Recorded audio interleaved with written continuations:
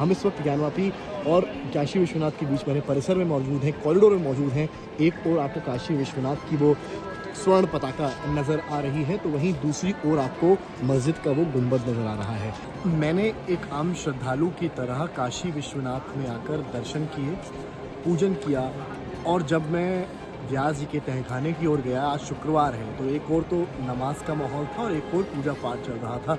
वहाँ पर जो नमाजी थे वो वहीं करीब आकर ऊपर से नीचे का नज़ारा ले रहे थे।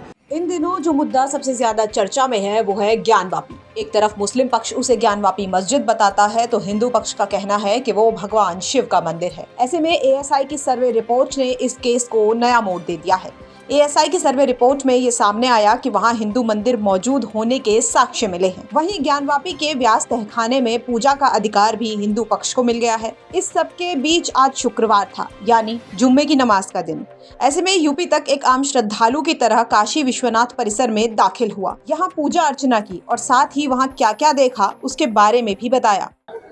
एक आम श्रद्धालु की तरह प्रसाद लेकर मैं दाखिल हो रहा हूँ काशी विश्वनाथ कॉरिडोर में। दर्शन करूंगा, पूजन करूंगा और व्यास जी के तहखाने भी जाऊंगा, समझने देखने कि आखिर क्या है वहाँ की तस्वीर, कैसी दिखता है तहखाना, वो मंदिर एक आम श्रद्धालु की तरह, और क्या है उसके पीछे से ज्ञानवापी मस्जिद की कहानी। एक तरफ नमाज चल रही थी तो दूसरी तरफ हिंदू पक्ष पूजा पाठ कर रहा था। हमारे सहयोगी समर्थ ने पूजा पाठ की और उसके बाद उन्होंने अंदर क्या कुछ देखा वो सुनिए।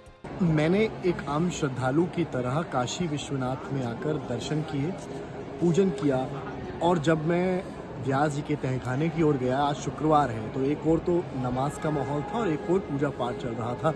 नंदी जी के कान में सब अपनी दुआएं पढ़ रहे थे और सामने से गुजर कर तहखाने की तरफ भोलेनाथ की ओर सब सिर झुका रहे थे। तो वहीं उसी प्रांगण के ठीक ऊपर जहां मस्जिद बना हुआ है, वहां पर जो नमाजी थे वो वहीं करीब आकर ऊपर से नीचे का नज़ारा ले रहे थे, क्योंकि नीचे आकर आप अगर देखते हैं तो वहाँ से वो चीज़ साफ दिखाई पड़ती है। हम इस वक्त ज्ञानवापी और काशी विश्वनाथ के बीच में परिसर में मौजूद हैं, कॉरिडोर में मौजूद हैं। एक ओर आपको काशी विश्वनाथ की वो स्वर्ण पताका नज़र आ रही है, तो वहीं दूसरी ओर आपको मस्जिद का वो गुंबद नज़र आ रहा है। तो कहानी कुछ यही है, लेकिन अब जो व्यास जी के तहखाने की बात है, एक प्रत्यक्ष रूप से जब दर्शन किए तो एक अनुभूति हुई है, एक पवित्रता की, श्रद्धा की और कहीं ना कहीं एक अलौकिकता की वो अनुभूति हुई है। लेकिन जब हम वहाँ पर गए, वहाँ दर्शन किए, तो ये देखा कि जो नमाजी वहाँ पर आए थे वो ऊपर से देखना चाह रहे थे उत्सुकता में आखिर नीचे क्या हो रहा है, क्योंकि उनके लिए भी ये नया है तहखाना खुलना। तहखाना इस तरफ है और मस्जिद का एक ऊपरी पोर्शन इस तरफ है, तो नमाजी ऊपर की तरफ से नीचे की ओर देख रहे थे जहाँ पर गुंबद लगा हुआ, और नीचे तहखाना यानी कि नीचे जो जाने का रास्ता बना है, बैरिकेड 7 फीट बाय 7 फीट को लेकर काटा गया है नीचे से और उसका रास्ता बनाया गया है। तो ये सारी चीज़ें की गई हैं जिसकी वजह से तस्वीरें हैं। तस्वीरों में आपको दिखाया कि यहाँ पर भीड़ भाड़ भी है, आम श्रद्धालु भी हैं।